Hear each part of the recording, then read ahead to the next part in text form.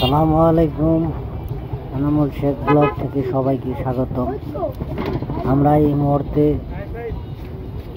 একটা নদীর পাড়ে আছি, ব্রিজের উপরে। দেখতে পাচ্ছেন কত সুন্দর ছেলে মেয়েরা খেলাধুলা করছে, আর এদিকে ভিউ বললে অনেক সুন্দর লাগছে। এত সুন্দর ভিউ, আসলে মূলত আপনাদের কিছু সুন্দর ভিউ দেখানোর জন্য এসেছি।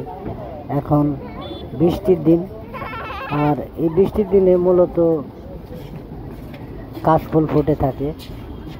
আর টঙ্গী থেকে কামারপাড়া পশ্চিমে প্রত্যাশা মাঠ নামে পরিচিত। আমার এক বন্ধু বলল এখানে প্রত্যাশা মাঠ আছে, চলো ঘুরে আসি। আমি আসলাম, এসে দেখি অনেক মানুষ ভিতরে ঢুকে গেছে। পরে আমিও চলে এলাম। আর এখানে কোনো টাকা পয়সা লাগে না, সবাই যার যার মতো তাই ঘোরাফেরা করছে। আসলে এটা একটা কোনো পরিকল্পনা ভাবে তৈরি করতেছে যে এখানে মূলত আসলে কোনো এক সময় ফ্ল্যাট বাড়ি বা বসুন্ধরার মতো এরকম একটা হতে পারে। আসলে এই জায়গাটা অনেক সৌন্দর্য। খোলা মাঠের মধ্যে কাশফুল ফুটে থাকা, অনেক মানুষ এখানে ঘোরাফেরা, অনেক ভালো লাগে বেড়াইতে। অনেক আসে অনেক মানুষ খাওয়ার জন্য, বিশেষ করে বাদাম, চানাচুর ভাজা,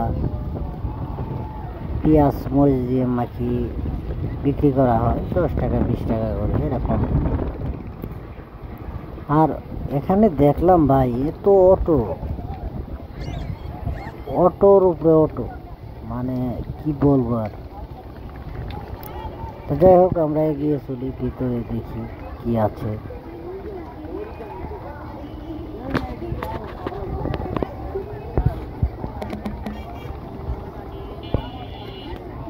ও দারুণ সুন্দর ভিউ।